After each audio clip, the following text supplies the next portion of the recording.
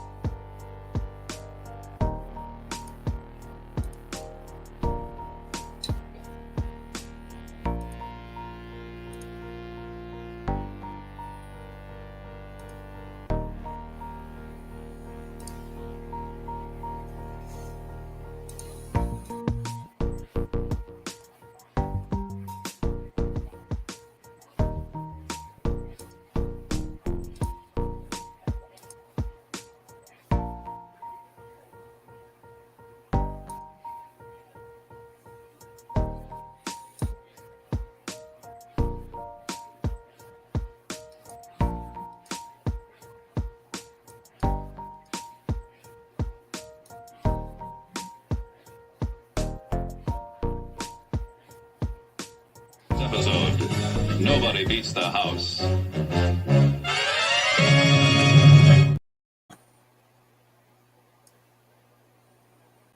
Hey, did you know that you could help support our future projects and let everyone know you're a fan of what we do? Check out our print-on-demand store. We have a tab here on YouTube. When you click on it, you can choose from a bunch of different items we have, shirts and posters and coffee mugs. Click on the one you like. When you find the design you want to put on it, choose a color and a size if it's appropriate. And when you purchase these items, a portion goes to help fund our future projects. We really do appreciate your support. You get some cool stuff. When you get that stuff, post pictures here and on other platforms, and we'll hook you up next time you order from our Gear website store. Thank you for your support of gunwebsites.com.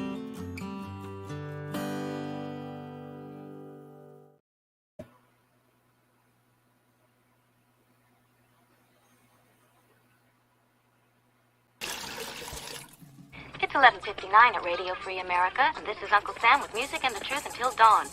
Right now, I got a few words for some of our brothers and sisters in the occupied zone. The chair is against the wall. The chair is against the wall. John has a long mustache. John has a long mustache. It's 12 o'clock, Americans, another day closer to victory. And for all of you out there on or behind the lines, this is your song.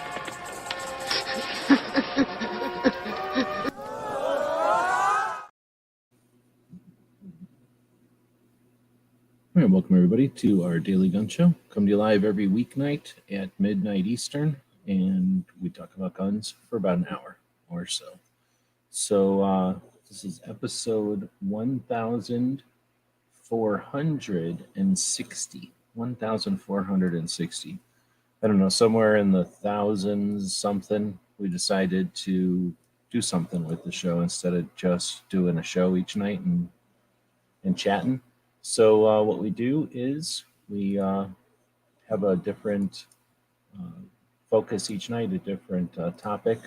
Mondays, it's motivation for Second Amendment activists. Why might you want to be a Second Amendment activist? How to, some behind the scenes, some inspiration. We do interviews whenever possible. On Tuesdays, we talk about Second Amendment and all things 2A.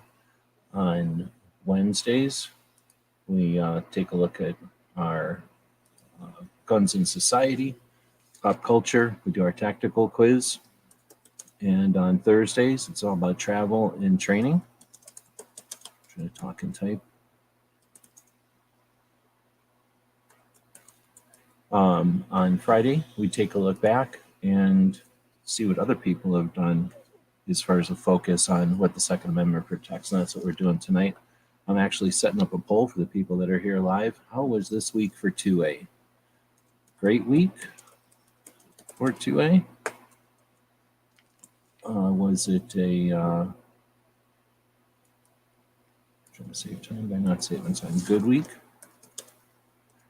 for 2A? Was it just an okay week? Oops, week for 2A? Or bad week for 2A? What we're going to do is take a look at stuff that I've been paying attention to this week and give you some editorial and some, hopefully a summary of, again, what the Second Amendment or what's been focused on the Second Amendment this week. So we've got a couple other things going on. It is the end of the week. And for us, since we do a show each week, we do like to say thank you to the people that may have super chatted over on this YouTube platform where we stream live. We usually do this on 2 different channels. So to say thanks on Fridays, we do a super chat thank you where we randomly pick one of the super chats from the entire month and send something out in thanks. Usually one of the projects we're working on or one of our new products over at the Gear website store. And this week we've got some stuff that's not for sale, some stuff that you can't buy, and some stuff that we've collected over the years, let's say, or over our travels. Some from friends like Pink's Patch here, and then some others like the patch we did for Yankee earlier this year. Some stuff from SHOT Show, one from Alan Anchor that's pretty cool, and then the BWE Uzi. So some just cool patches here. We're going to do some stuff with that for the super chatters. Thanks to the people, again, that have thrown some financial resources at us. I do appreciate that. We're going to do a thank you for our Patreons. There's a scroll. How am I pointing? At the bottom of the screen here, it says our Patreons make it possible for us to spend time on projects like this. We do appreciate that. And to say thanks, we're going to do a Patreon random thing tonight. And then for the folks that are here live, we'll do something random. So one of the ways we can do that is to flip the banner over to, why don't we go with, do we have one for the wrap-up? I don't know if I ever did one for the wrap-up. Why don't we do this one? No, why don't we do this one? Daily Gun Show, that'll work. So I need to grab the thing out of here. Grab the thing out of here. There we go. So we'll put this one up down. There's a scroll at the bottom of the screen saying thanks to our Patreons. Gives a link to our Patreon page over there. And then it says type hashtag Daily Gun Show all together in the text chat, and you'll have an opportunity to grab something here tonight. So why don't we start out by screen sharing? We'll do that here, so you don't have to look at this little puppy. But as you can see, the puppy is monitoring the free patch loot. He's got his eyes directly focused on all the free patch loot that's down here. So there's going to be no funny business or anything. We have a co-host monitoring that intensely. Bringing this back out, bringing the puppy monitor back up. Let's take a look at what we're looking at here tonight. Let's see. I've got the what's this thing called? Substack, which I'm liking the best for its visual. It gives us the best, biggest, easiest way to see what we work on this show. But we also have the poll going over here, so we'll be monitoring the poll. Thanks to everybody who's watching live. Oh, and then I guess I was also going to open this up so that we could together open up the giveaway deal on StreamYard. When you open that up, it'll ask you which show. We got a bunch of shows lined up, so now paste and boom. So anybody that wants to type in the deal, there you go. So first off, again, we do this show live each weeknight at midnight. So we do it live because we value the interactive nature of the internet. So thanks to the people that are joining us live. As you can see on the screen, I'll move this over and make it a little easier to figure out. This, the part I'm wiggling right there, is the comments. The people that are live on YouTube on both of the channels, the big channel and the Daily Gun Show podcast channel. Thanks to the people that join us live. You can comment, be part of the show. We'll be saying hey to you all there. We do it live at midnight, so we do it in the middle of the night, Eastern, so that we own the night. Nobody really has this time slot. We can go as long as we want. Our goal, with maybe double the Patreons, maybe a little bit more than that, because we're kind of dwindling on the support there. But definitely 3 times the Patreons. We'd be live all night long. Long format shows that really dig into history and where we're at today and where we came from. That's the 2 things I'm most interested in. I think are things that we need in order to have a consistent awareness of where we come from, so that we can move forward, not necessarily in unison or together, but just from similar understanding. And it's something that the national level organizations haven't provided. So I've been attempting to do that with the project. So again, we do that at midnight so that we have that potential. And then we do it live at midnight. And I thought there was a third thing I'm going to get to, but I lost it. So we're going to say thanks to the people that are joining us here. Woods was the first one. I guess I'll also say thanks to the people tonight that are joining us, because the show started quite a bit late. Not just because of Gizzard, but because of, well, reasons. And somehow, when you have co-hosts, you have issues. All right, so we'll say thanks to the people that joined us live and were patient enough to stick through. Again, we do it in the middle of the night. We do it in the middle of the night also because we value the people that reset the planet, that build everything and clean everything and deliver everything that's taken for granted by the people who don't pay attention to what all happens at night. Magically gets refreshed and renewed every morning. So again, thanks to the people that are watching in the evening on the night shift, or a lot of the podcast folks I know listen to this not necessarily live, but while they're on there doing their shift and stuff. So again, thanks to all those, and Merry Christmas, end of the year for everybody. So hopefully everybody's looking back at great accomplishments throughout the year, challenges overcome, and lessons learned, opportunities hopefully taken, but and then the opportunities that we got looking forward into next year. All right, so Douglas and Maisie, my puppies, Wishmello, and this dog who nobody has guessed the name of yet. Merry Christmas. Merry Christmas right back at you.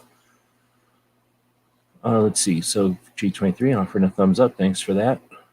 And let's see, then who else is out there? Sorry, that was Woods and G23. Then that's just them 2 for a long time. And then that's it. Nobody else is out there tonight. Jacob showed up and asked about the dog. Yep, nobody wanted this dog, and I can't seem to, every time I open the door, he just stays here. So I guess I'll keep him. And I did get your email, and that's a very rare Wolverine. That's a prototype of this one. I guess I could open it up. A prototype of our first Wolverine patch, which could never be for sale for obvious reasons. But it's a PVC version of the Wolverine, doing the Wolverine thing. And very much like other patches that we can't sell, it's the first and the fourth in our series of Wolverine patches. So what you have in that photo is a prototype when I had my robot sewing machine thing, which I'm hoping to get another one at some point. I could do prototype patches. Here's a prototype Mr. Knives patch. So I would take the image that we'd create in Adobe Illustrator usually, and then take that over to a digitizing software, which would turn it into the machine code that would tell the robot where to put all these different stitches in whatever colors. And then we take it over to that robot sewing machine and cook off a bunch of these patches. So that was back in the prototype days. We got plenty of prototype patches. I've been grabbing off the new Gear Websites board over here. All right, so, hopefully that answers the question. If you're still out there, again, thanks to everybody who's been patiently waiting for everybody to get ready for the show. Then Tim's out there. Good evening. DJ's out there also. Right on. And DJ's doing the hashtag. As you see, 5 people. Well, I guess you can't see. 5 people are back in the running for what's going on tonight. DJ's dropping some links. Appreciate that. And thank you for dropping links in other people's chats. DJ, the Road 2A roadie, is helping people out behind the scenes. all the time. People guessing the name. I'll do an official guess the name. I don't want it to like distract everything we're doing, but no, the name has kind of been guessed halfway. If the dog, like, let's use Marshmallow, right? So there's Marshmallow, and when she's bad, I call her Marshmallow, like when you're in trouble. So this dog has two names, and if he was in trouble and I used both names, that's been guessed before, but not his real name, what I call him all the time. And he totally knows his name. And when I tell other people his name, because everybody in real life knows his name already, they call him over, boom, he comes right over. If I was to say it right now, here, watch, I'll mute. Watch this. Here, let me bring this up.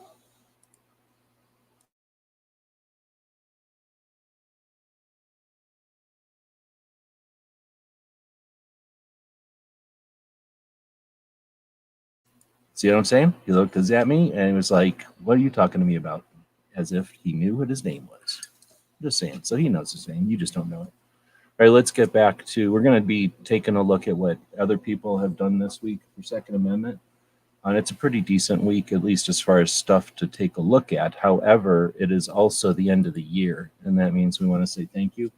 And I came up with a way to do that. See what this is? This is a paper dice, right? It's a dice made out of paper, and inside of it, you can put stuff. And what I've got is a bunch of stuff, right? Including this AK-47 sealed in the plastic Kalashnikov recognition deck. So this is from 2015. This was the artwork on the back of it, I think. We made a patch for that. So this was our first deck of cards made in the USA. Thank you very much. Every single one of our decks have been made in the USA, unlike the Chinese made decks that a lot of them you'll see out there. This was made after the aircraft recognition decks. So silhouettes of Kalashnikovs showing their variety through the different countries and the different calibers and the different eras. And these have been sold out for a while now. So this is a deck of those. This will go into one of these boxes. You see what I'm saying? And then I've got some other boxes here that I'll be folding throughout the show because I haven't folded them. I'm going to use some origami skills. Fold these things up under the scrutiny of the co-host who will be watching everything to make sure everything's on the up and up legit. And then, see, he's going to watch through the screen. He's going to watch through this. He's going to monitor through here so you can make sure everything's good to go. But we'll get into the show here. I'll be doing this as we're going, and we'll have a little fun with that. So thanks to the people who are here live, thanks to our Patreons, and thanks to the people who have super chatted. Now, it's possible for you to be on all three of those. I won't explain the details, but you could probably figure out how if you wanted to be in the running three ways, just saying. So we're going to put this down here and start talking about the show. So we've got the Substack, which is effectively a blog, except that it's on a shared place, a social platform called Substack, where a bunch of brain nerds hang out and read everything.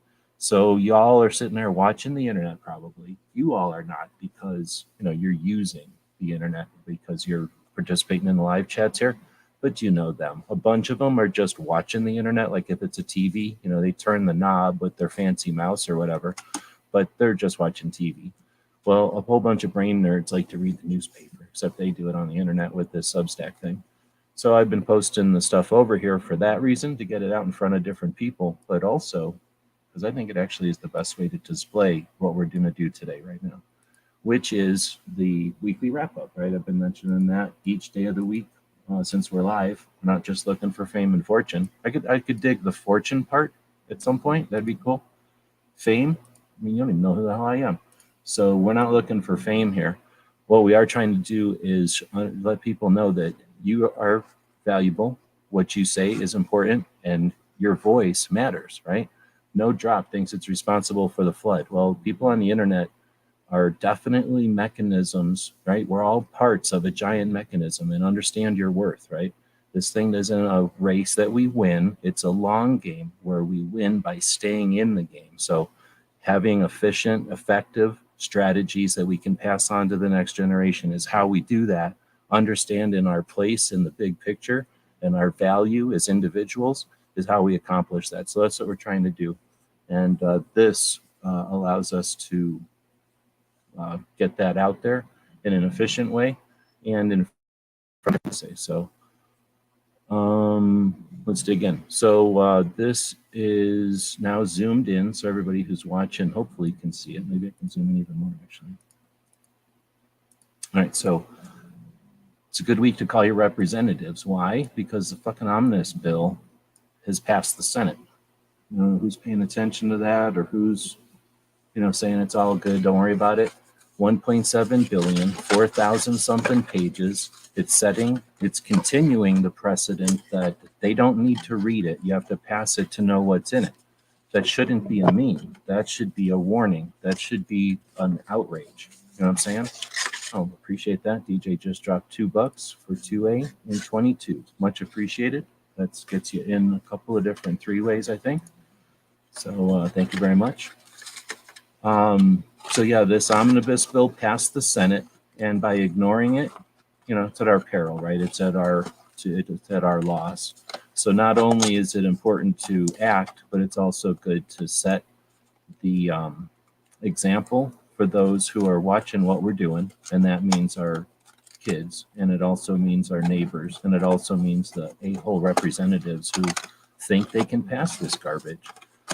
There's a lot of people out there that'll give a pass depending on the political parties. Both political parties are to blame on this one. Both political parties are part of the problem. So, you know, this is essentially non-political, right? Well, you don't have to agree with me, I don't really care. But this is a good time to call a representative. Maybe if you love the idea of a shit ton of spending and a bunch of gun control in there, then maybe call them and be like, hey, I don't agree with any of these people that think it's bad. Spend, spend, spend. Anyhow, so that's one of the things that's going on this week. Here's a question to ask. Who's talking about it like it's a call to action, it's an opportunity, and who's talking about it like, be sure to tune in next week and find out what happens, right? You know, we are, again, we're all, people act like, oh, the people online are the influencers.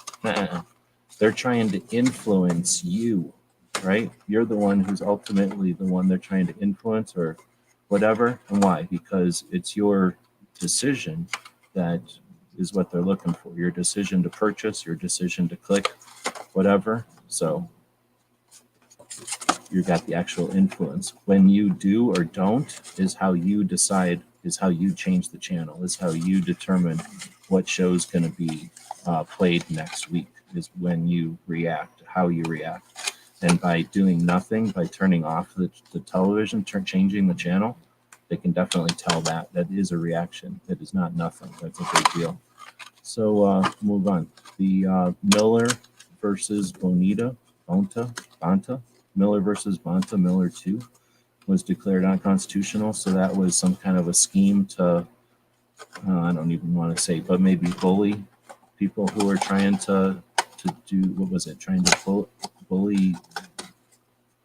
I'm trying to remember too many things, so I don't remember. It was some kind of a scheme to create extra fees for people who were trying to challenge the gun control. I think that's what it was, trying to bully people from accusing the state of California that their laws were unconstitutional. I think that's the summary. Next, we get Tennessee. Actually, I'm saying how great this thing is. It actually screwed up the whole formatting here. So why don't we just change that real quick so I'm not fighting it. We're going to go to edit, and I'll just edit what we're looking at here in front of everybody. Don't get scared. I know a lot of channels don't do stuff like this. I do it all the time. So we're going to highlight this and make it bold so it's easier and more obvious that that's important. Then we're going to put these things into bullet points under the one above it. So put those there, hit the bullet point thing. Miller versus Bonta or whatever. We'll bold that. We'll put this in bullet points underneath of it. See how much easier it is to read now? Bold. And for whatever reason, YouTube is like, you don't need this. You don't need to have this, so you can't have it. Then we'll bold that, and then we'll put the bullet points here. Much easier to read and kind of visually your brain figures out these are different things. I'm also going to move all these out of the way, hit enter a few times, and then put a bunch of minus signs or something, and then enter, and then what did that do? Oh shit. On this system, that was a bad idea. So undo. Instead, since this system actually has formatting, I'm so used to it not having formatting, I'll hit enter, and then I'll hit under more, I'll add a divider. So now this bad thing, New Jersey's bullshit, is separate from the things that potentially are good or important over here. Anyway, that's good enough. We'll hit update and publish it. And when we go back to look at it again here, it'll just be a little bit easier to read. So again, it's a great time to call your representatives. There's an omnibus spending bill that's, I forget, go look at the organization you love at the national level who's posting memes about all the representatives who voted for it, but I forget the number of Republicans that voted for this shit. Now it's going on to the House of Representatives, where we probably have, depending on your state, you have more than one person to contact the person in your representative area, but then there's other ones in your state that you have some influence with. And I don't care what anybody says. I think that as individuals who are capitalists and have the freedom to travel and purchase things from state to state, we are allowed to call a state up that has crazy ideas and let them know, you keep doing these heinous ideas and I'm going to start looking at other states to do my business. If I'm going to buy my steel from somewhere, I'm going to do it from a state that, isn't against my individual rights. And I think we got that potential. Not everybody, but, some people, again, have that influence. If you vacation all the time, if, you do like a family vacation even, once a year, there's no chance I'm going to spend, my whole family is going to spend time or money in your state, based on this. Just let them know. I mean, it's all for the record, and if they don't understand the cost, then maybe don't even think about the implications, maybe not the cost, but the implications. Anyhow, so you got that Omnibus bill, you got Miller, then you got the Tennessee SBR Freedom Law. I only seen that one guy's video about it, so I don't know if anybody from Tennessee has been saying much about this, or how much it's getting play or attention or whatever.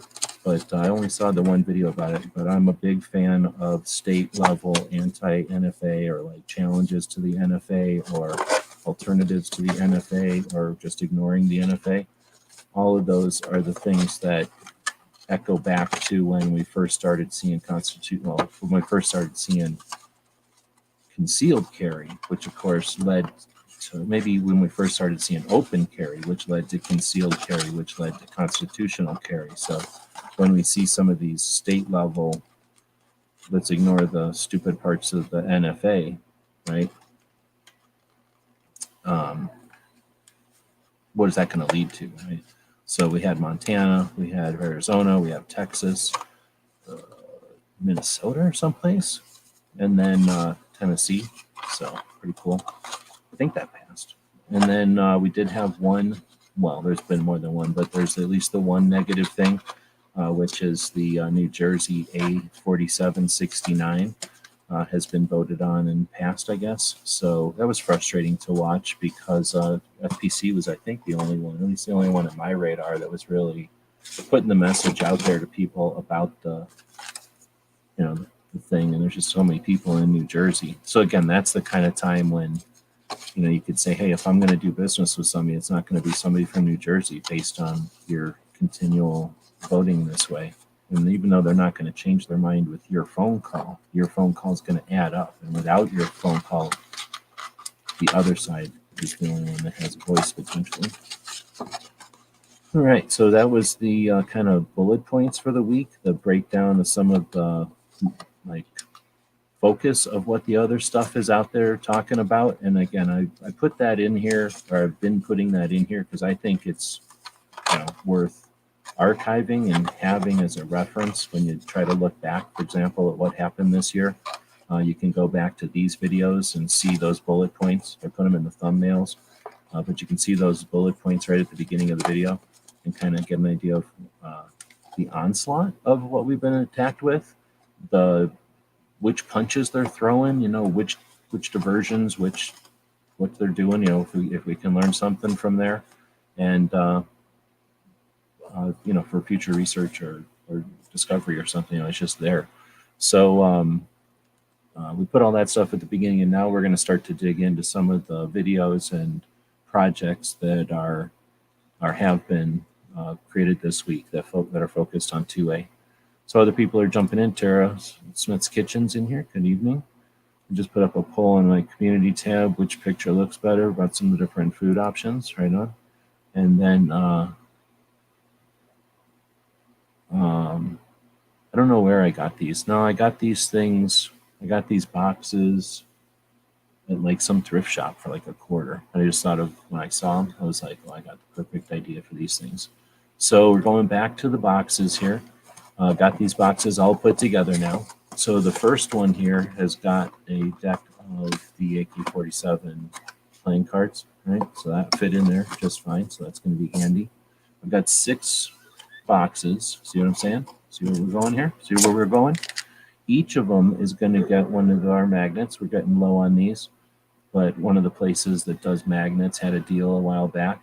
So I did the breakdown of a Mac 10. There's a picture that I just did. This one time when I was hanging out at the gun shop all the time, they bought this Mac 10, a full auto Mac 10 one time, and it was there for, I don't want to say years. I think it was there for months though, before somebody bought it. And then when the guy bought it, it takes time for the stamps to go through. And at the time, I think it was taking a while for the stamps to go through. I was rocking and rolling with the YouTube channel at the time, and the dude who bought it knew about the channel, and he was super cool. So anytime, he already owned it, but he couldn't have taken possession of it yet. And anytime he wanted to, we would just take the thing out and shoot it, and I would make videos and stuff. So I'm not saying it was mine, but I got to play with that gun a lot. And then we'd take it back to the shop and I'd clean it and stuff. So and I got paid to clean it. I got paid to go shoot and clean that Mac 10, and everybody was happy. And it's one of my favorite guns still. So that gun, I took this picture of it one day when I was taking it apart, and turned it into a cartoon live one day in one of the workshops. Talking about on Monday shows when we talk about being an activist. You could be a gun owner with a gun, right? So, okay, so what kind of gun? You got a pistol, a revolver? Are you still a gun owner if you don't have a shotgun? Are you still a gun owner if you don't know how to work a bolt action gun? Of course, right? Like, who cares? But are you still a gun owner if you don't carry your gun? Like, yeah, of course, right? If you're not going hunting, right? Who cares? Well, what about if you're online? Like, do those skills count? Are they valid? Are you still a gun owner if you're not sharing stuff online, if you're not a participant on the line in the overall conversations? Well, yeah, of course. But it's certainly part of gun ownership. So anyhow, so each one now has one of those magnets, right? Now we're going to take some of these, which I can't even really describe, I just can't even describe them because I can't sell them, but they exist. And now those are going into 3 of the boxes randomly. And then we've got these. Oh, you might go, big deal. We made these back in 2018, if I remember correctly. But in 2018, what they didn't do was glow in the dark. So we did a run in 2018 of these where they just existed. And then we did a run later in 2020 where we did them yellow for yellow journalism. And these glow because of glowing is awesome. All right, I'll put these lights back on so nobody gets scared. It's not a Halloween show. So let's put these into the ones that don't have the other one randomly. See what I'm saying? And then we're not done yet because we also have other people's patches. So one of them will get one of these BWEs right in there, closing that box up. Yeah. This is an Allen Anchor, join or die. It's a reloading patch. If you can't tell, cartridge, powder, primer, projectile, join or die. Get it? Get it? Get it? Well, somebody's going to get it because it's going in this box right here.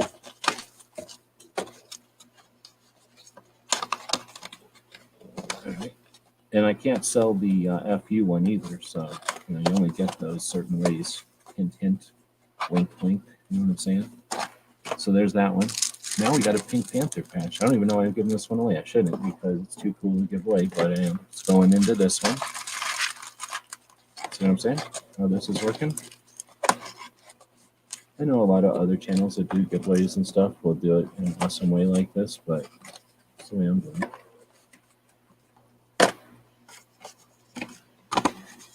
Let's see. This time it's one of these Yankee patches. He did this one to help us get to SHOT Show last year, or this year, I guess. And I'll go into this one. And then, oh, let's not do that. What I do there? I guess I hit the trackpad. These things are not being closed all the way, and they definitely do need to be closed all the way.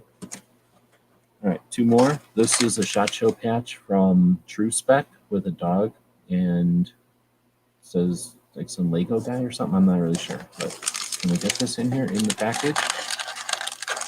Oh, look at that, we totally can. Oh crap, almost. All right, well, tell you what, I'll try that again, and if it didn't work, I'll do that off air. We don't need to do that. And then the last one would be a Team Wendy with the Evil Knievel. And Team Wendy is a helmet place. This is a SHOT Show 2022. Evil Knievel, all in ass past the Caesars, wearing a bump helmet from Team Wendy. So that'll go in the one with the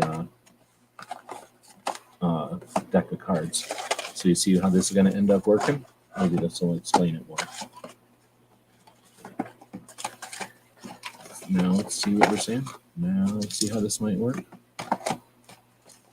And then if I put this one back together, eventually we'll have 6 of them, and we'll get to this a little bit later in the show.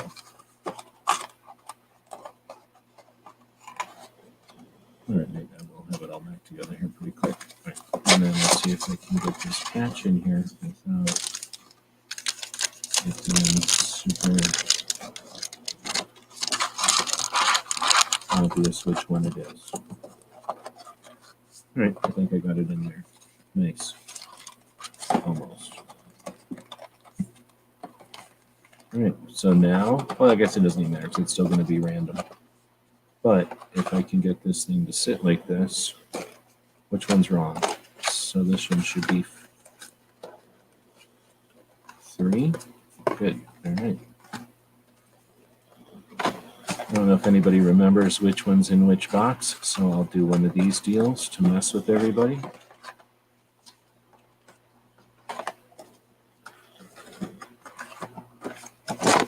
And then 4, and then 1, and then 5. All right, so now that'll exist, and these things can go over here. I might have to tape a couple of boxes here eventually if I keep doing this. I don't see how people like this one.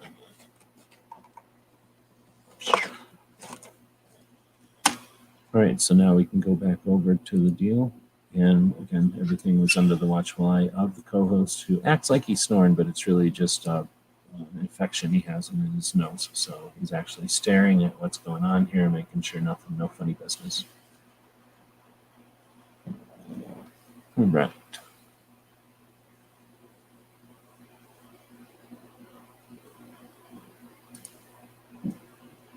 Voted. Oh, voted for the thing. I got you. So, let's see. Wheels out there. Good evening. We was talking about cooking. Tara got the patch from, that was a while ago, so right on. Took me a while to get stuff sent sometimes. And all right, so if anybody else is out there, feel free to chime in. We will get back to the review of this week's shows that are focused, or projects that are focused on Second Amendment. I like to start out the week usually, because it's almost always one of the most valid things that's going on with Brooke Cheney's Suicide Prevention Saturday, a project where she goes live each Saturday afternoon or evening, I guess, depending on what part of the country you're in. And she does a brief, effective, continual effort to promote awareness of suicide prevention and mental health.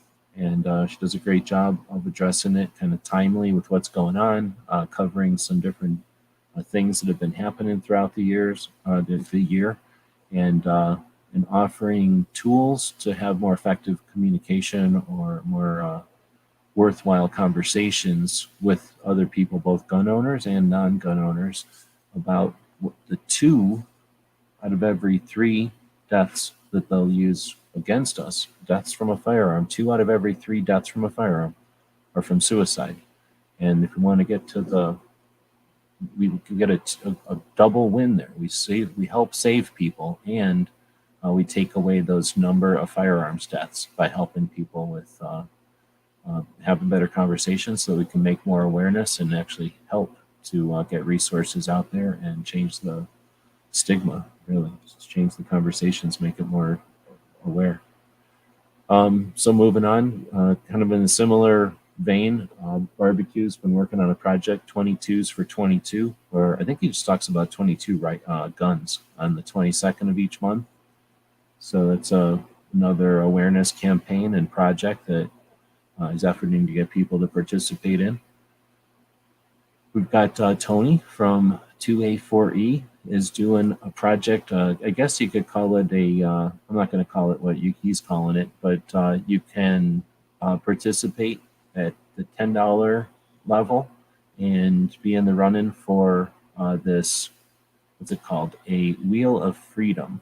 And it's a pretty interesting, I think it's a laser. It might be a robot that cut it, but it might be a laser. But either way, it's kind of in the style of an old Aztec, what do they call those things? Like a stone that has a bunch of writing on it. Maybe like a calendar, but I think they did other things in that style. But it's like in an old ancient calendar style, but it's all the different logos from gun companies. And it's done in a very interesting way where you kind of look at it and it catches your eye and you start digging into it, because there's so much detail. That's why I'm not sure if it was done with a laser or just a fancy robot, but it's definitely a neat and unique piece of art that you'd hang on the wall. And you can see Tony's not a little dude, so it's definitely not a small item. And $10 each, just like what Tony, or just like what Clover and Ghost are doing with their stickers. It's just a way to raise some scratch for his projects at the end of the year and heading into 2023. So over on this Substack,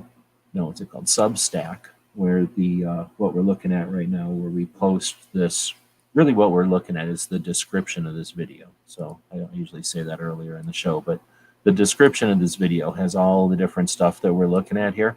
But this is what it looks like on YouTube. It's just boring. It looks all tiny and it's hard to see and it's boring. So we posted over here on Substack, Substack, so that it's easier to see when we do this for video of the show. But there's a lot of other interesting stuff happening over on Substack, people that blog over there. One of them is Open Source Defense. From what I understand, this is somebody that was in the tech industry and then left, and they were gun people. So that's their blog is kind of unique, and but it often has interesting points of view. In this case, it's talking about the dark matter of power, and the focus is on some of the recent events and the I guess the concept or the thing they're positing, is that what I say? Like the thing they're suggesting is that while the events that happen and the reasoning for the events that happen are the physical events, what causes those events and the substance those events happen in is the dark matter. They're kind of comparing it to science or something. So the dark matter that those events happen in is our conversations. There's an interesting take of effectively what I was kind of mentioning at the beginning of the show, that really what's happening here is there's a bunch of gun owners and they're either upset about stuff or they're not paying attention to stuff, but effectively, or in the long run, it's what we focus on and what we complain about or what we're okay with that actually ends up happening. It's just a different take on that subject, kind of comparing it to some science concepts of dark matter and space and that kind of stuff. So it's an interesting take on Second Amendment stuff. Similarly, but in a different direction, over on Substack again, is Joe Dramisi, who is one of the co-hosts of the Gun Owners Radio out of Southern California. They do a radio show each Sunday, and Joe does a blog over there, and he's got an interesting take on the situation in Oregon and taking that, extrapolating that to the Second Amendment fight all over in 2022, I guess. So those are some stuff over on Substack. You have to read them. They're not videos really, but they're both pretty short. Looking at some of the videos that are out there, the 4-Box Diner did a video, does a bunch of videos. One of them this week was about the pace, I guess, and the steps. The small steps that are necessary to get to a place that we hardly ever get to places in big leaps and bounds. Things get accomplished in small steps or increments, and just a interesting take, another take on that concept and how the things that we're seeing today are opportunities, just like Heller was a reaction to this, or because of that, the stuff that's happening today is the instigation or the catalyst for what's next.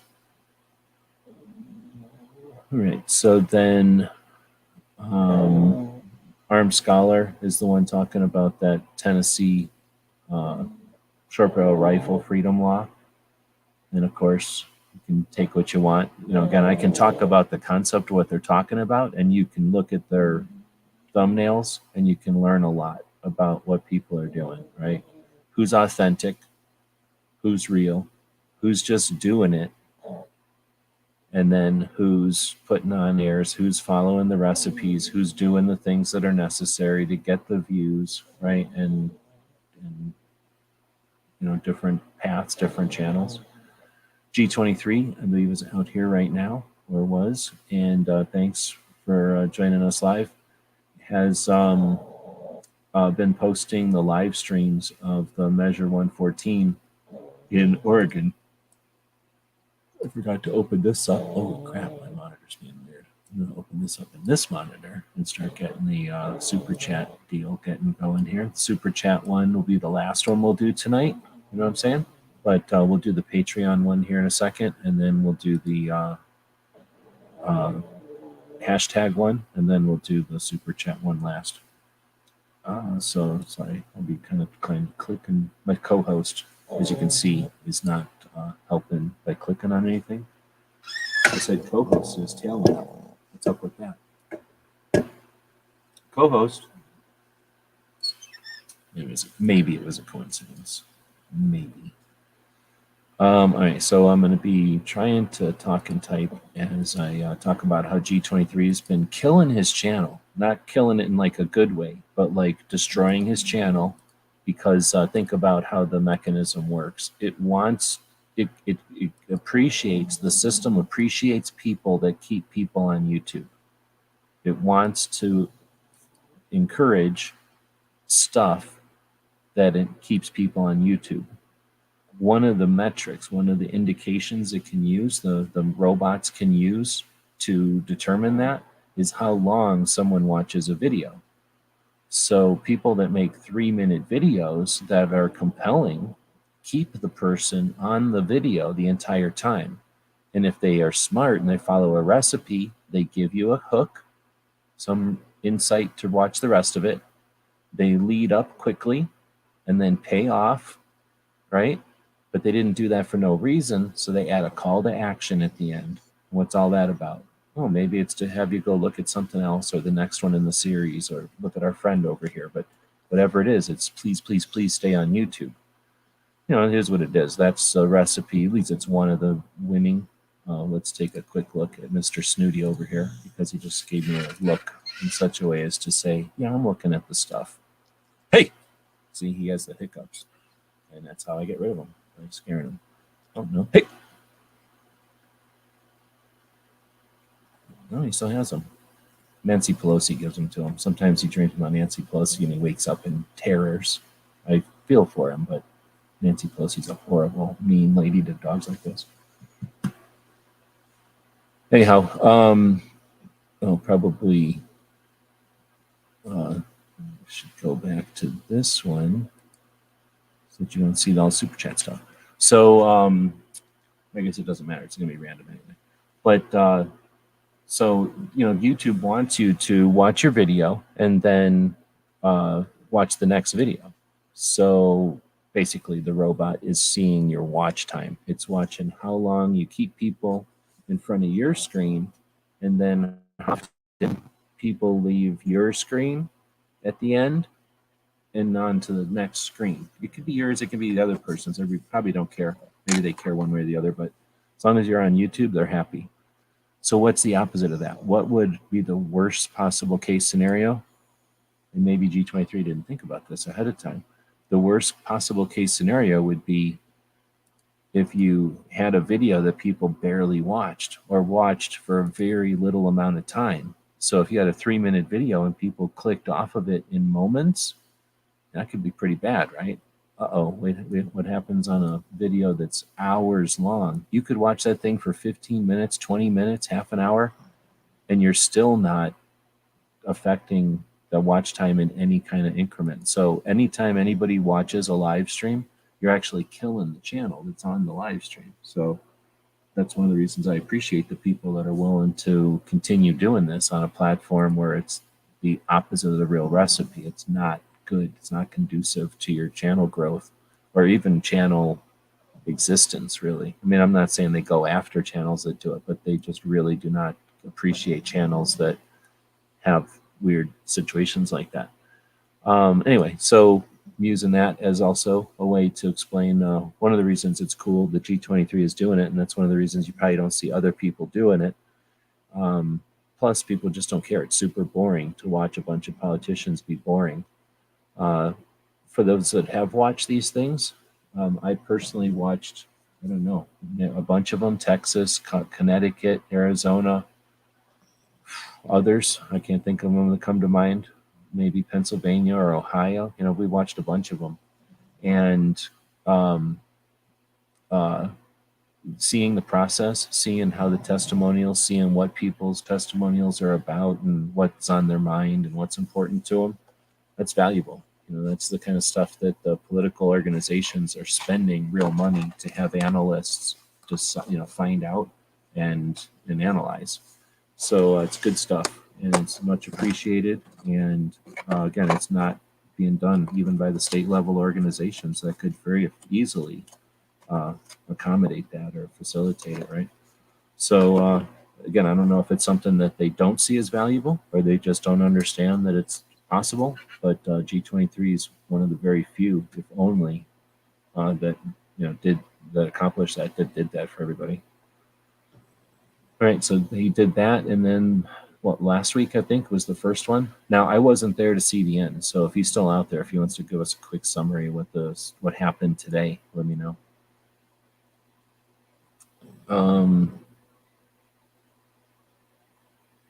YouTube seems to only let me reach new people through shorts. It's hard to say. So that's a whole nother topic, but we can definitely chat about how reach and growth is accomplished.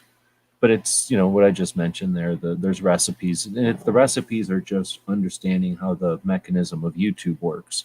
So if you wanted to, I don't know, get across town with the buses, you'd probably read the bus schedule and figure out a route that gets you there. There's probably more than one, but you'd figure out the one that's most effective for you. And that's sort of what it's like with these different strategies there.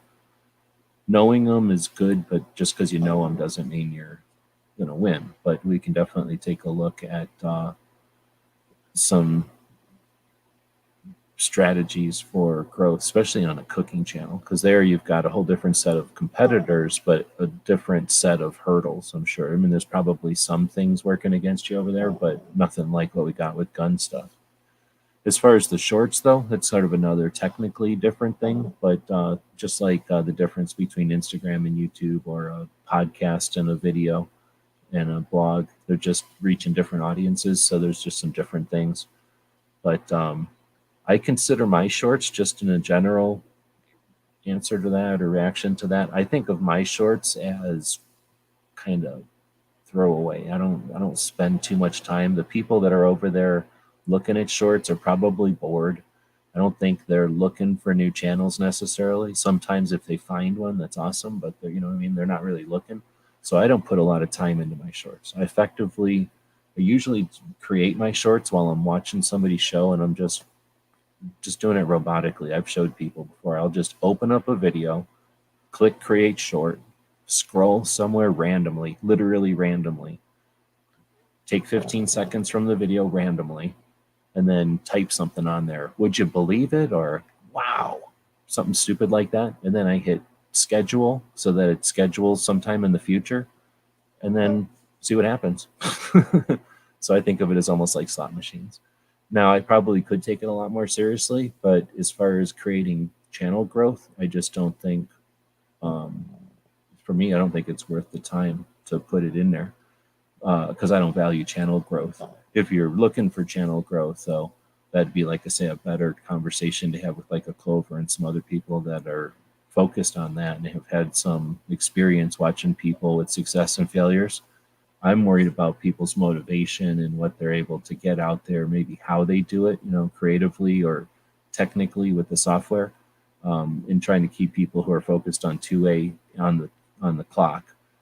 Clover and them are more worried about keeping channels growing and, you know, working with the system and stuff, which is super important. It's just that, you know, I'm briefly aware of that or adjacently aware of that. Clover pays way more attention to that stuff.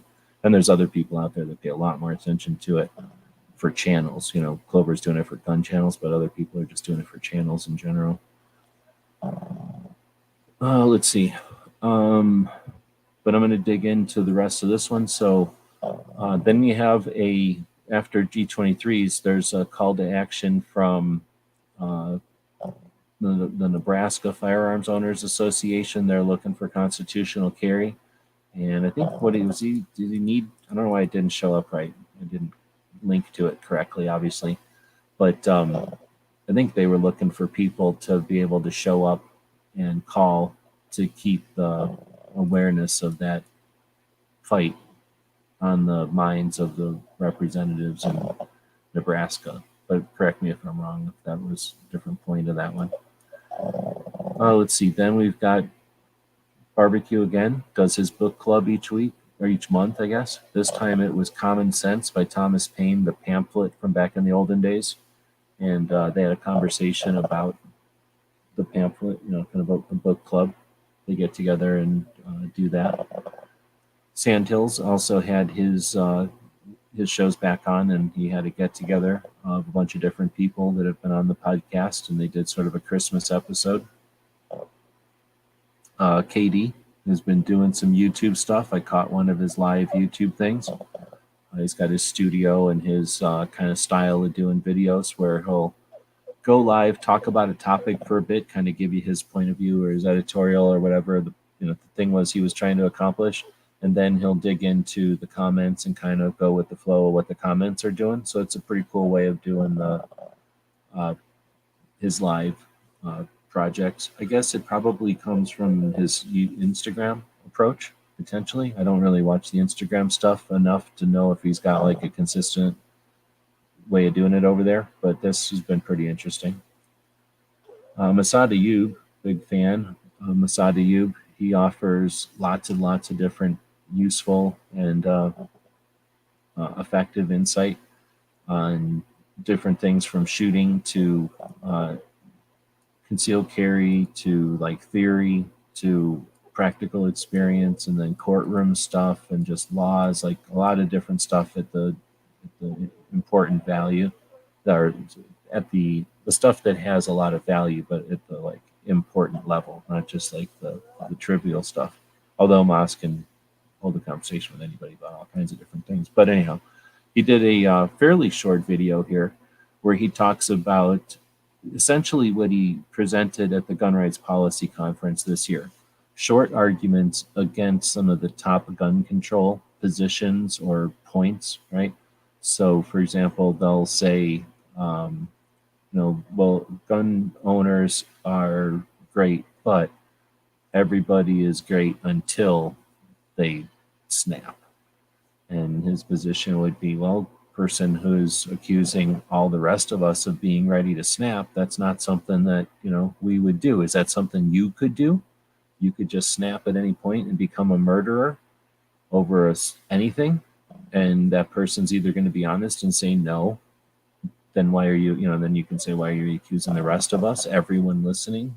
It's to, you're suggesting that any of us could snap, even though you know good and well that nobody's like that, that you'd need help with that if you have that tendency. And then if they say that they are able to snap, then again, you say, hey, there's help available for you. Normal, typically people aren't at that level. So you might want to talk to people about your rage and, that you're beyond the scope of the norms. So anyway, great points. He has way more points than that, but, it's in summary, one of the quick points. And again, it's a fairly short video. Kind of different tack, but different approach. 2A had a long show this afternoon, or just before this one, I guess this evening. All right, so I don't know what happened there, but we're going to go to more gun-related stuff. So I think I'll take a break here and jump back over to the live stuff here, and we'll do the first of our 3 different giveaways we'll be doing tonight. The Patreon one, I don't know. I guess we'll just do the Patreon one.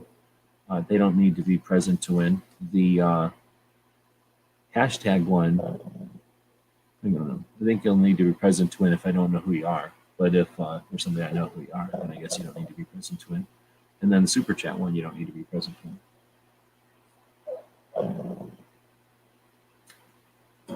All right, so we'll do the Super Chat one last. We'll do the Patreon one here first. So how am I going to do this? I think what we'll do is, well, I can't open it up on that screen. What I'm going to do is probably run a commercial for the tactical quiz, and it's going to be super loud, but it'll take up the screen here for a second while I close that. Oh, wait, if I open one. Oh, no, if I open it over here, we're good to go. So I'll run the commercial for the tactical quiz. I think that takes like 30 seconds or more. So feel free to go grab something to drink or something. It's going to be super loud. Actually, it takes almost a minute.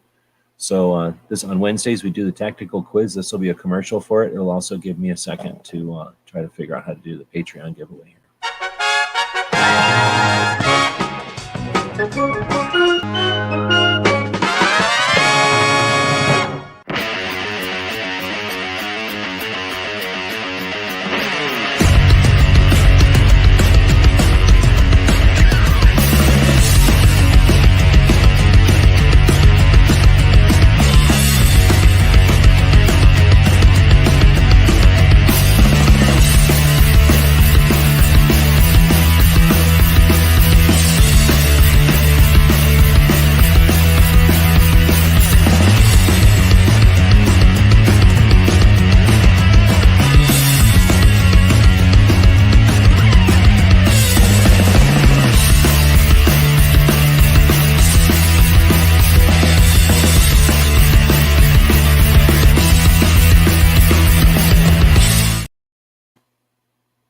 All right, well, I don't know if that quite gave me enough time, but maybe it did.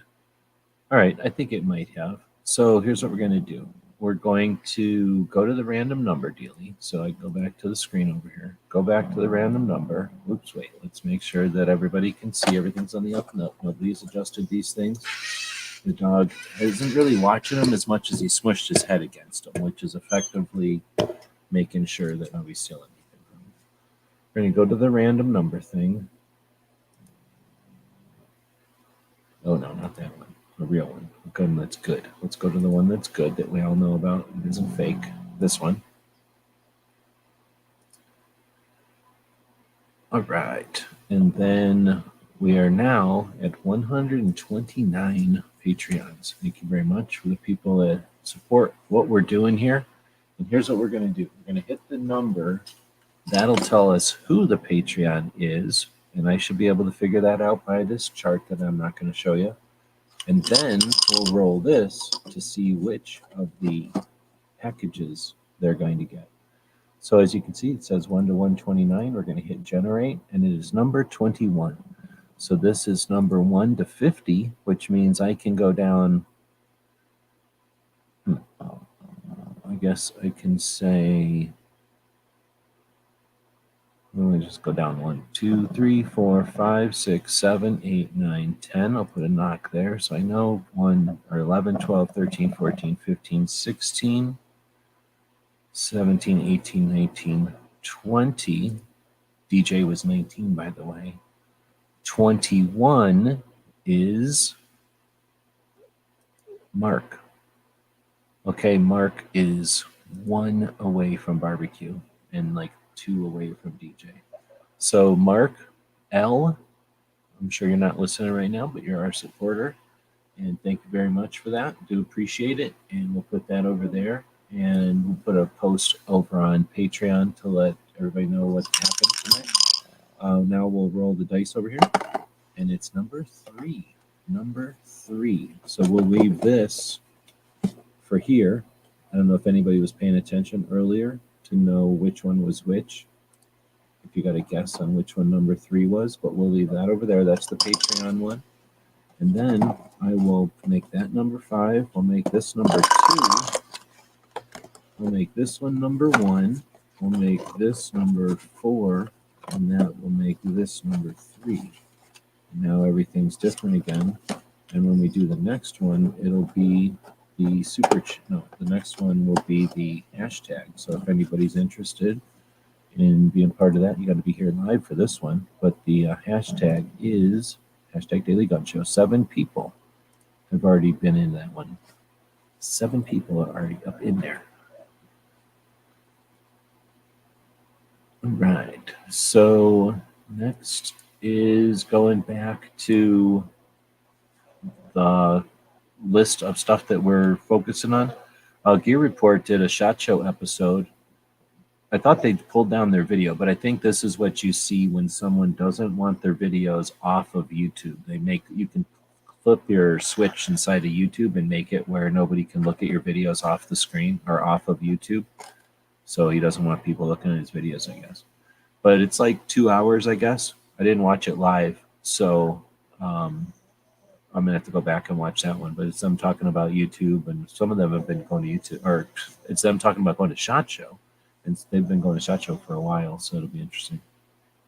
So Chris from 740 goes live on Wednesdays. He had another couple of guests on this week, Trash Panda and Angry Sarge. A couple of people that have been doing YouTube videos and doing some things kind of recently, kind of growing their channels. It was an interesting conversation to hear people that are, actively doing stuff to talk about it. Kind of reminds me of the old Thursday shows on Clover's channel. Let's see if I'm missing anything over here. Let's see. Tim is saying Masad Ayub has been on 2AIN It Forever. I remember him in the back of Soldier of Fortune magazine days. Heck yeah. I never even imagined I'd ever meet Masad Ayub back when I was reading stuff and whatever. But yeah, he's super cool. Most of the videos are cooking. Tara saying most of the videos are cooking, some motorcycle content, but my 2A video won't be until I get to the range, sighting an SKS. Yeah, well, that would be more of a gun one. Sighting it, I don't know. I hesitate to do anything like that on YouTube anymore. I'd say probably do that kind of stuff on other platforms and then make YouTube videos alluding to it or pointing to it just for strategy. For the strategy of it and I guess the tactic, I don't know, but to put your stuff where nobody's gonna care, and also to start moving stuff over, because eventually, I've always said it, YouTube won't last forever, and having stuff on other places is just, if nothing else, giving you practice, but giving you more resource. I don't know if you're asking about the 329, probably not me.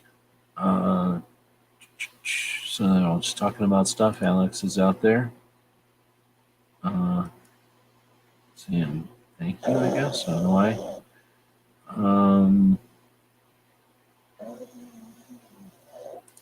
you answered my question about 114. Thanks. So G23.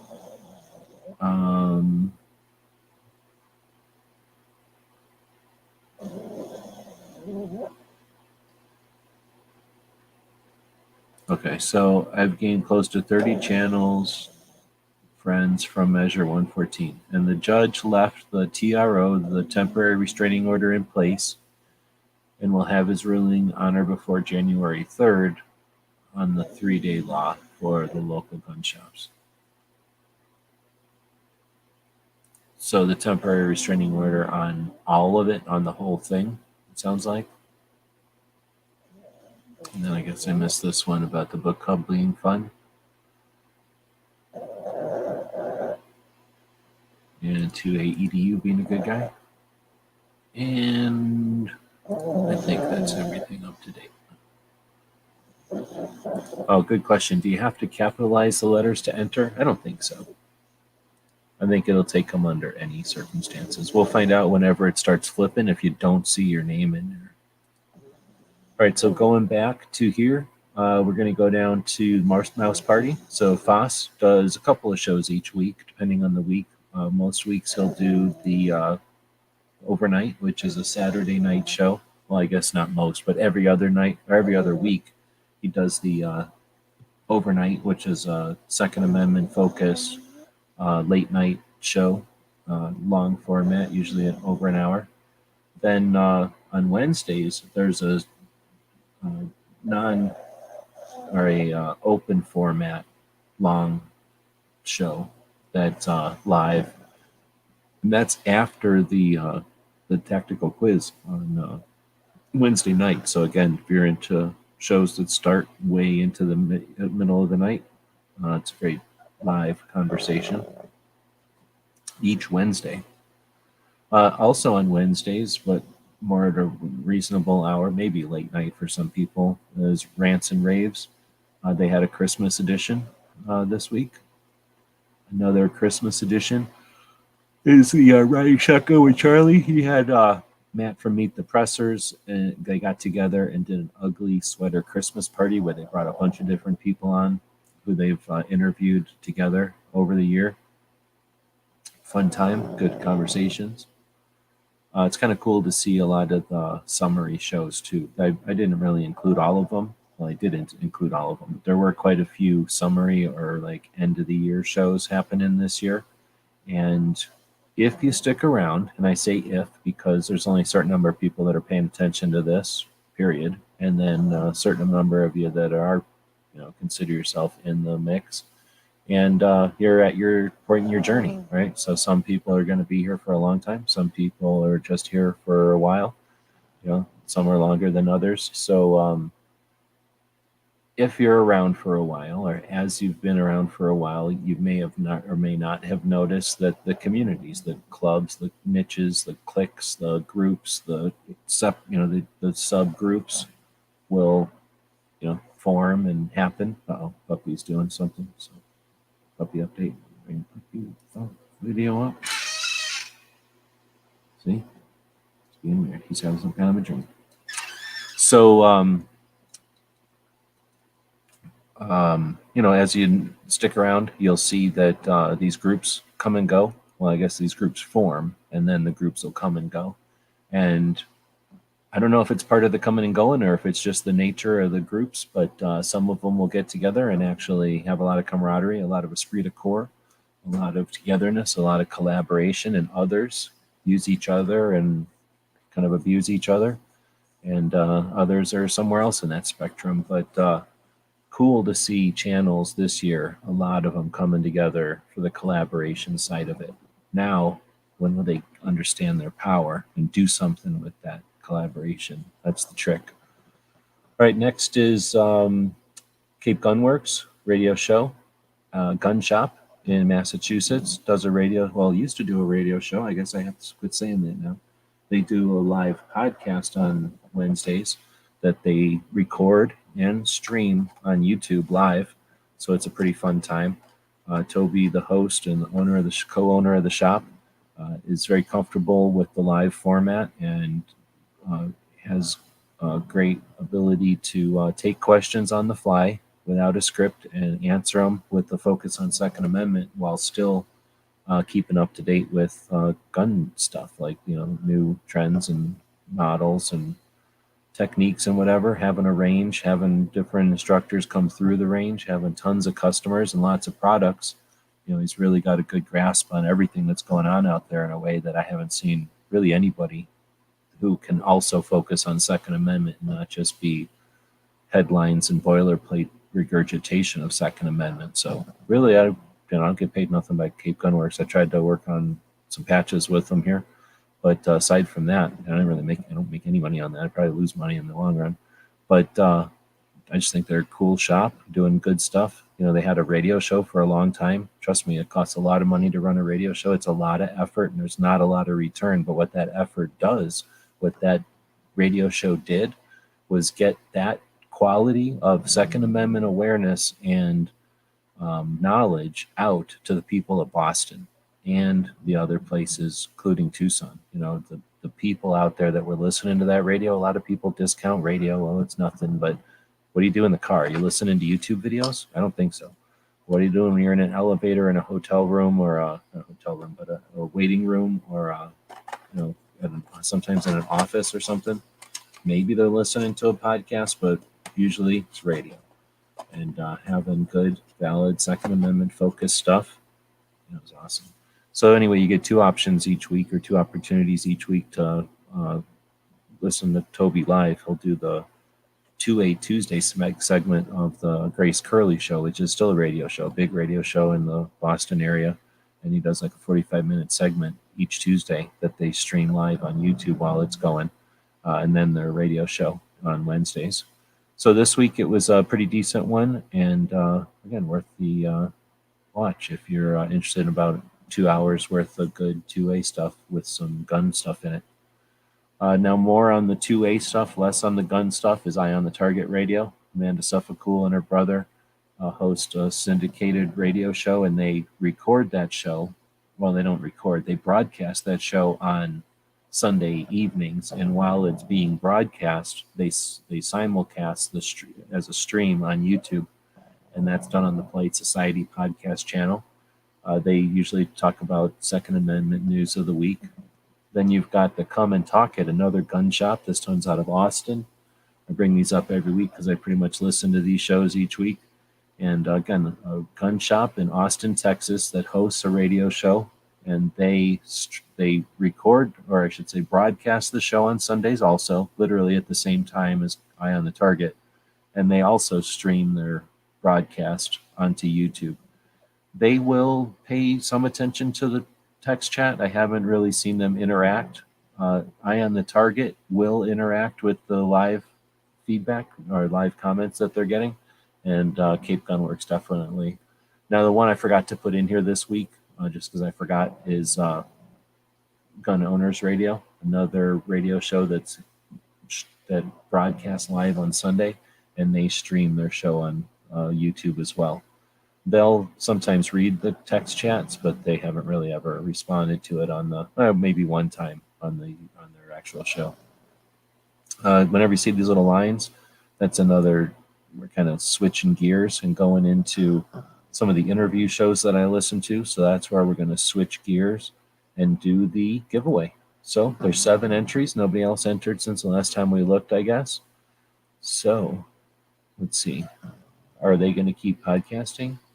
You mean Cape Gunworks? They're going to keep podcasting only. They're stopping the radio show portion of it because the radio show is very, very, very expensive. Very expensive. And like I said, there's not a lot of financial payoff, I'm guessing, for a radio show.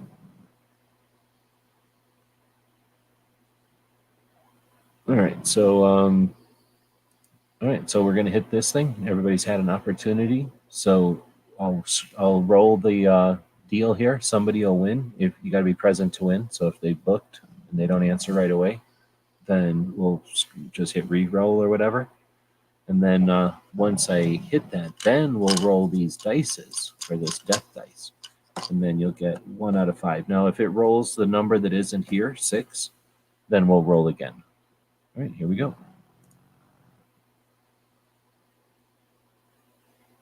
Who will it be? It will be... Oh, it's taken forever. It took a long time. Tim S.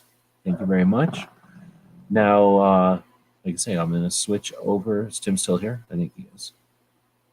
He's probably still here. So I'm going to assume he is, and I'm going to switch back over to this one.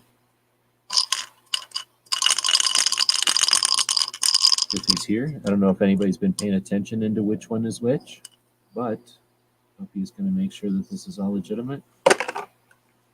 Oh, number 6. So I'll re-roll this one. Oh, number 2, and it sits on number 2. So this will be Tim's number 2. Now there's 4 left. So I'll move this one to number 4. This number 1, I'll move this one to 2, and this one can become 3. So this will be for the super chats that we'll do last. I notice nobody knows what's missing or what's up yet. So this first one was for, I'm going to go back and look, was for Mark L., who may or may not be out there right now. The second one is for Tim S. I'll put a thing right there. Thank you. And then this last one will be for the super chats. And according to this, I don't got DJ super chat. So, and if any other, I don't think any other super chats came in today. So let me just scroll back through here.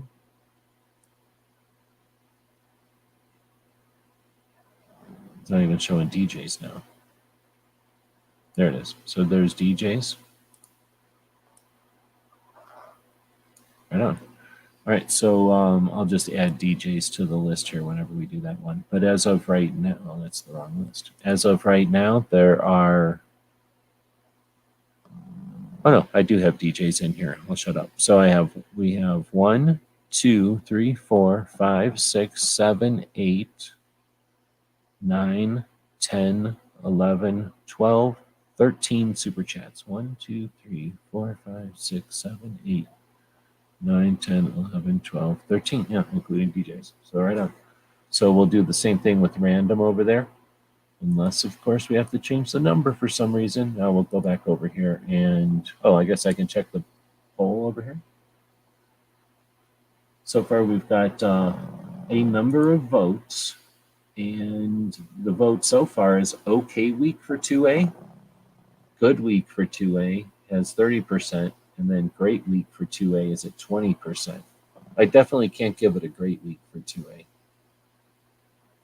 It depends. Do you count if it's a good week or not? Do you count that on if we're attacked, or do you count that on if we're winning? All right, so getting back over to the weekly wrap-up. I take a look at a couple of different military interview shows. I'm very, can't be more fascinated by the amount of stuff I'm getting out of these interviews with, depending on the show, either combat veterans or unique people who played roles in the war on terror, because it's not always veterans necessarily. A lot of times it's other people that did different roles. And it's super interesting. We've changed military tactics, obviously, from the Revolutionary War to the Civil War, and from the Civil War to World War I with the trenches, and from World War I to World War II it evolved, and we had tanks and airplanes, and then Vietnam we bring in helicopters, and now we move from large forces to smaller and smaller units that go more and more surgically at strategic targets and individual targets, as opposed to wars of attrition where you send armies at each other and just demolish everything in their wake. Oh shit! I was testing to see if my heater was still on, and it definitely is still on. All right, so along those lines, I watch a couple of different podcasts each week, because the hosts or the show formats are completely different. So the Team House is a Ranger and a Green Beret who bring people on and have long format live conversations Friday nights. So they start about 2 hours before Gizzard goes live for 2. And that's when I used to do this show at 6. I quit doing it at 6 because I kept having to make an either or, do my own show or listen to these guys. And I moved my show back to midnight so I could keep listening to these guys live. So they'll have a guest on live. Now they drink, so sometimes if the guy's a drinker or if she's a drinker, they'll get drunk, like they drink. But typically it's just a conversation, and because they have some insight and some awareness, they lead the conversation, but it's usually a very guest-focused discussion or conversation or chat. It's not very much back and forth. Some of the other chats, there's more back and forth and there's more digging or finding out stuff. These are more discovery. Anyhow, this was a good one. This was a guy who was involved with Operation Pineapple, which was the removal of American assets, the people that worked with the different units and people in Afghanistan. And as the last few days of their very fast retreat or whatever from Afghanistan, Operation Pineapple was the ability to get a lot of the, more than interpreters, these are the people that actually ran with operators in Afghanistan doing operations and were actively being hunted by Al Qaeda as it was coming back in, or Al Qaeda Q or whatever. So interesting, and like a lot of them, that's what he was there to talk about, but he had a lot more going on. He's got a play that he created called Last Man Out, and it's a play, like you go to a theater and watch it. It's a live action play. There is a recording of it, but it's a play that was created as a project in part of his I would say therapy, or part of his dealing with his experiences in the global war on terror and his slice of the situation over there, and then with the exiting of our influence over there and the way it was done, his awareness of all that. And then after years of dealing with all that and trying to get it past him and just get back to going back to normal life, I guess you could say, or back to regular life here in the US, having all that kind of resurface when the withdraw, I kept thinking, couldn't think of the word, when the withdraw started to happen. And, no one could decide, I'd rather not pay attention. At least when you got people that are involved, it was sort of a required call to bring back a lot of these issues. So as part of his dealing with that, he did a short story, or a project in story writing, I guess, storytelling. And the project was useful right off the bat. The project was useful to people, and it was suggested to him that he elaborate on it. And that's where this Last Out play was created. And it's evolved now into his attempt to show policymakers, essentially politicians, but also the high-ranking military officers who create policy and act on policy and decide, what strategy to take to achieve policy goals. It's the play is an attempt to show what it's like on the front line, so to speak. But there's better ways to say that anymore these days. But to show what it's like in the trenches, I guess, is an old way of saying it. But through emotion and through understanding. Anyway, so it's an interesting way that the play itself was invented or created, and then why it exists. And if you know Gary Sinise, the actor who champions a lot of veterans' causes, he's taken it under his wing, and he's now producing it, and it's expanding in 2023 to be even larger than it has been for those reasons, because it's been effective at in communicating issues in a nonverbal way through the art, right? And additionally, I learned something really interesting just this afternoon, and he brought up Scott, the guy who they interviewed, Scott Mann.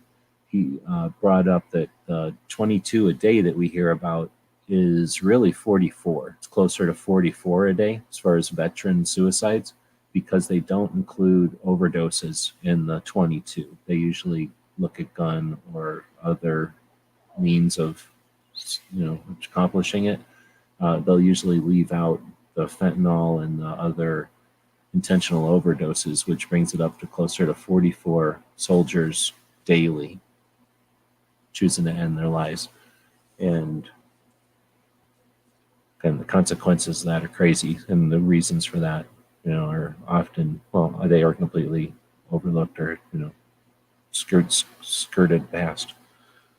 So real stuff, and this is a long format one. It's a couple hours long. They actually went maybe 20 minutes into Gizzards' show today, concluding everything about the play and the evolution of the play and the reasons behind it. All right. Then I didn't include some of the other podcasts, mainly because I forget about them. I watch them on my other computer and they don't show up in my list. But the other ones are Combat Story and Ed's Manifesto, D. Moliere, and sometimes Mike Ritland's. These are pretty good. And I've been listening to the Jocko ones.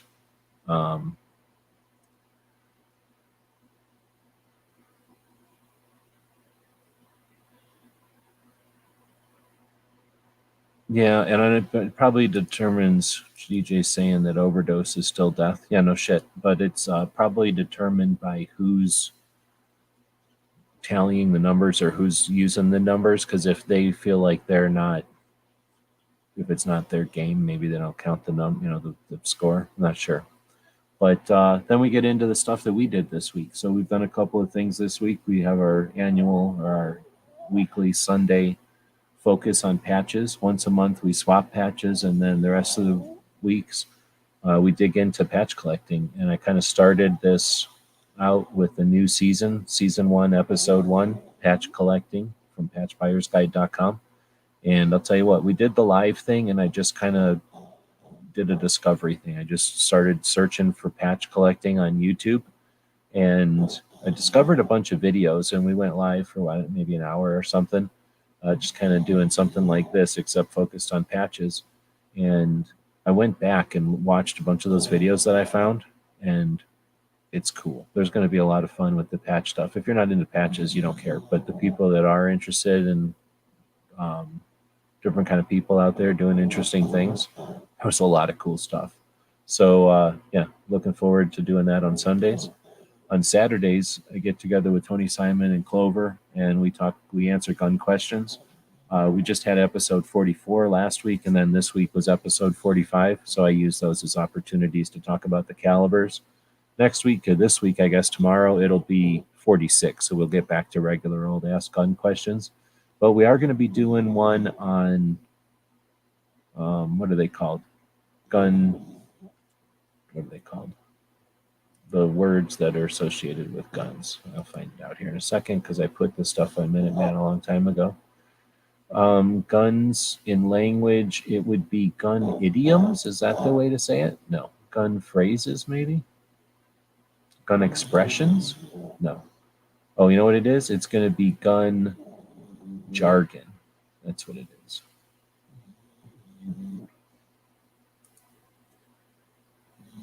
And I don't have it listed here, but we'll have a bunch of that stuff to talk about. I don't know if we'll do that tomorrow or not. And then it looks like that is the end. There's other stuff you can look at. As you see, we post a bunch of different stuff on Substack. I've been experimenting with it. Like I say, it's a place for brain nerds to read stuff. So I've been experimenting with writing stuff. If you're interested in reading nerdy things about the Kalashnikov or collecting or some of the stuff that we've researched in the past, feel free to subscribe to the Substack. It's free. And unlike the other newsletter, the real newsletter that we do, it literally costs money each month. I forget what it costs, like $12 each month or something to have that newsletter. So, subscribe to it if you want. But it literally costs money to have people on that list. On Substack, though, there's no cost. You can just post on Substack, and people can subscribe as much as they want, and it doesn't cost you nothing. So that may change. I don't know, but I don't think it will. It seems like they're they've been around for a bit, and their structure allows them to. You can subscribe to people over there, and then they take a cut, and that must support the platform. And there's quite a few gun things. I think I subscribe to a number of gun things over there. So if you end up liking it, our stuff over there, you'll find other stuff over there you like too. All right, well, that brings us to the end of that portion of the show. Next, the thing we've all been waiting for, but nobody participated in except for the, whatever I said, 13 people, is the last drawing of the night. So what we'll do, well, I probably should have linked the Minuteman while I was there. So in this browser, you can go to history and go to recently closed tabs, and that'll show you what you just closed. Your browser probably has something similar. So then I will paste that link. Daniel's saying he can hear puppy snores. Yeah, I've got the puppy over here inspecting the giveaway stuff. So there's the puppy. We're about to do the last giveaway for Super Chats. So anybody who Super Chatted this month, up to and including right now, will be included in this last random giveaway of stuff in these boxes. So let's see. We have, I'm going to count again, a 1. 1 will be, oh shit, what did I do? Don't do that. I guess when you click on it, it shows you the video they Super Chatted on. That's interesting. Or I guess the comment that they Super Chatted on, probably. So anyhow, the first one is Ron Wayne on the 1st of December. Thank you. Then there's 1, 2, 3, 4, 5, 6, 7, 8, 9, 10, 11, 12, 13. So we have 13 of them. Right, and then here we go. So we're going to go over to random, and we'll put in number 13. And, oh, so the first one is Ron Wayne down here, and the last one is DJ, just a minute ago. 5. So starting with Ron Wayne down here, that'll be 1, 2, 3, 4, 5. Oh, snap. She Fires, who dropped a super sticker when we were talking about how much it costs to go to SHOT Show. So She Fires will be the recipient. Oh, I guess I didn't do that live. Sorry about that. But here it is. 5 is the one that came up. Now we'll go back over to here. So now we'll roll for She Fires. 4. Boom, right on top of the box, it's 4. Almost as if Gizzard was using his Wi-Fi to rig this whole thing. So these 3, nobody will know what they are. These will be recycled and used for a future date to do something with. Let's see, the first one was the Patreon giveaway, and that one goes out to, uh-oh.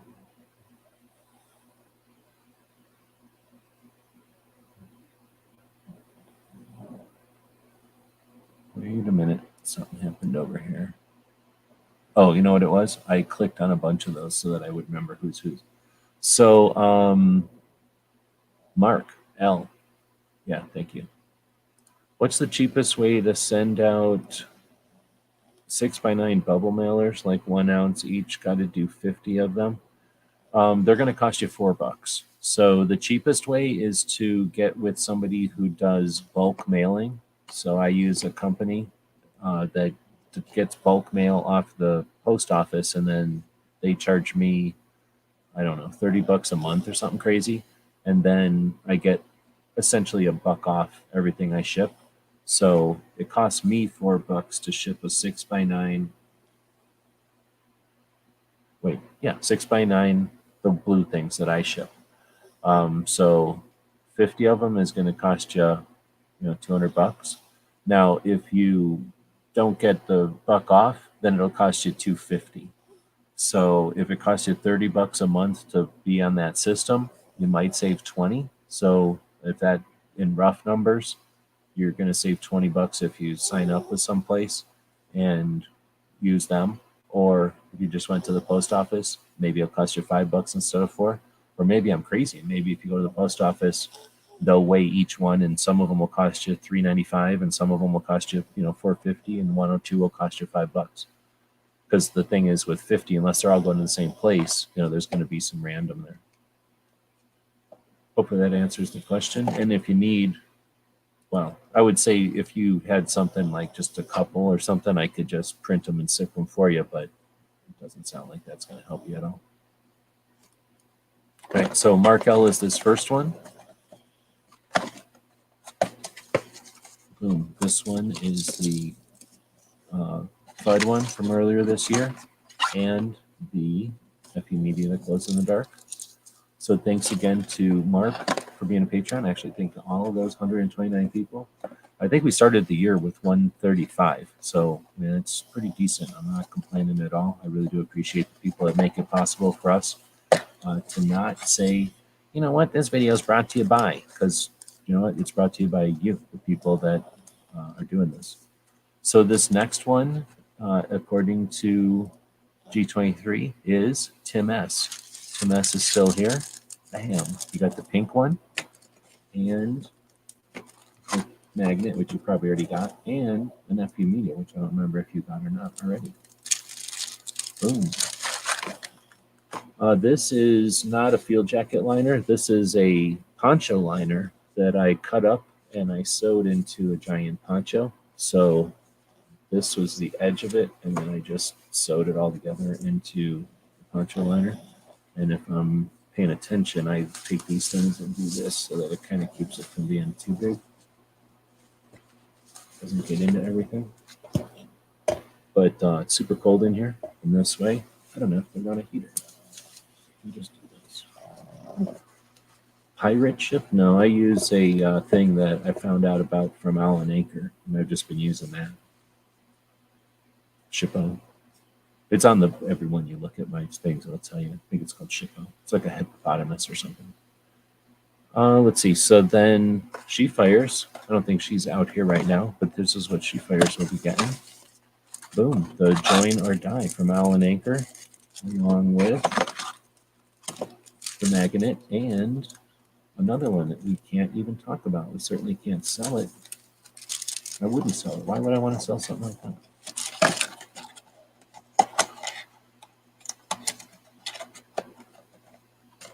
No, this is so I can go outside and do stuff. It's basically like a giant poncho, but then I added this made out of multicam so I can put my flashlight like this when I got to take.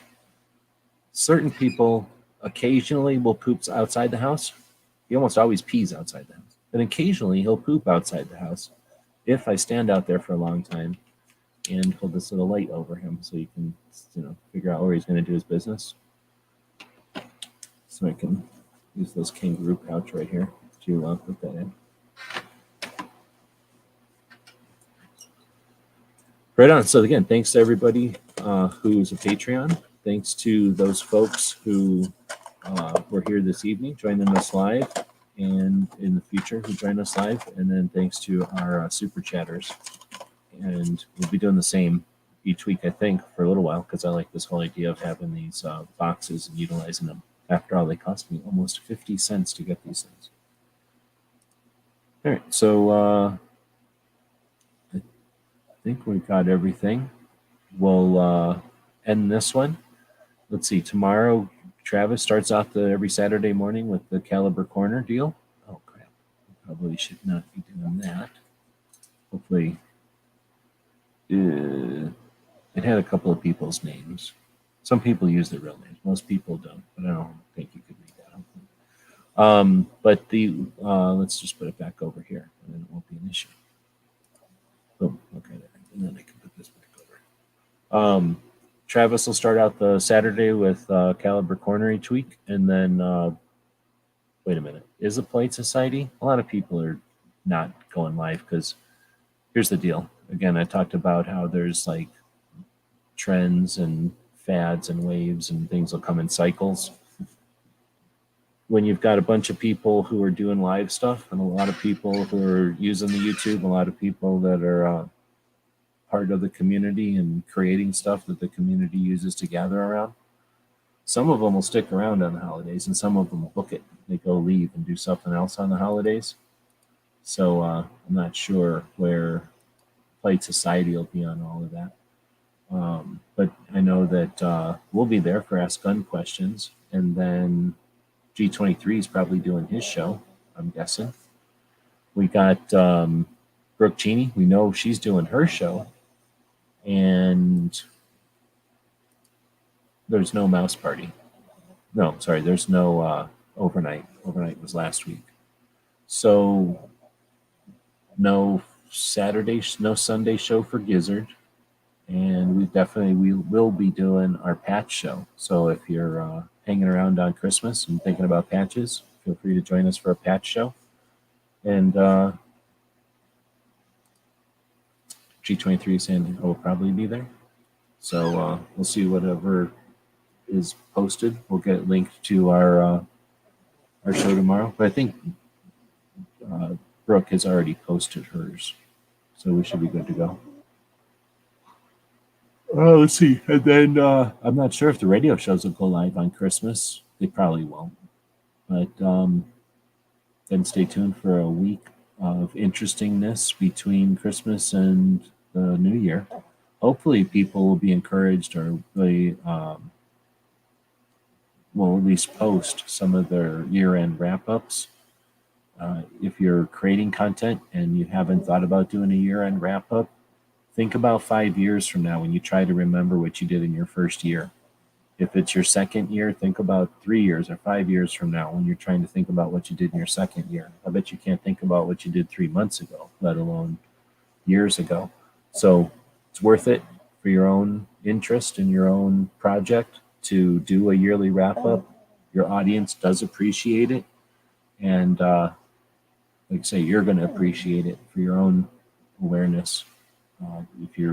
When your project lasts a few years and you're looking back at what you used to do or what you've done. So value your accomplishments and consider doing a yearly wrap-up of what you've accomplished. We did finally get a vote for bad week for 2A. We've got the winner, though, is okay week for 2A, which is kind of weird. And good week came in second. Great week came in third. Again, I was asking, do you count it a good week if we don't get attacked? Or is it a good week when we have wins?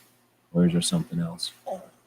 You're allowed to decide that for yourself, right? And we're not going to win every week. We're not going to lose every week. But we can, it's certainly fun when we have winning trends, right? It's at least a good week if I still have my guns. I hear what you're saying, but that's an awfully low barrier. So I'd like to think we got more to fight for, or more to accomplish, whatever the words are. You know what I mean? I think we got more than that, hopefully. Anyway, so I guess with that, we'll say thanks again for everybody who's joining us live. And if you're listening to this in the future, leave us some feedback. It's always easier to spend the time. I usually spend the time on Wednesdays posting everything out to the different podcast platforms and linking things and doing all that stuff. And, if I'm running low on time or I've got to make a decision if it's worth doing it again this week, your feedback determines if we're going to keep doing that. So you're not hearing this, it means nobody gave us any feedback. The feedback, of course, lets the mechanisms out there. If you're giving us feedback on iTunes, that's the only thing they use to determine how popular a podcast is. They don't use downloads or listens or anything else. They just use feedback. Other platforms listen to how often people have downloaded or for how long the listen lasted. But, the interaction, the feedback, the comment on any of those platforms is not just helpful to us, the humans, on this end to let us know, which, like I just said, which ones to spend our time on. But it also lets us know that there's a human on the other end of the line. G23 said, okay week. I can hear that. I guess I can understand it. Anyway, I'll quit talking. I'll say good evening. Oh, you know what I'll do? I'll wrap it up with this. People that are here this late probably don't go with the advice that I've been given, that we've all been given, actually. We've been lectured. Oh, wait, I can't give you that video. Dang it. I keep forgetting I took it off my phone. So I guess what I'll do is just show you some picture to end the show. I was going to show you a video I've got of the two puppies playing with each other, but I Evidently, I took all my videos off of the phone. So I guess we'll end it with Puppy just sitting here looking punk with his little punk wristband that I made later or earlier in the week. This would have been a video of them two playing, but I've removed it from my phone. So that was the week in 2A.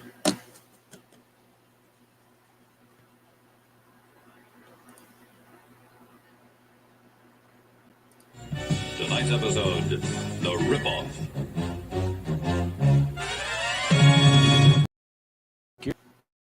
GearWebsites.com is your source for firearms-based playing cards and books. We also have mugs, shirts, and posters with designs that we've made live. Of course, we have patches. Every Friday is Free Patch Friday. We appreciate your support. Thank you for shopping at GearWebsites.com.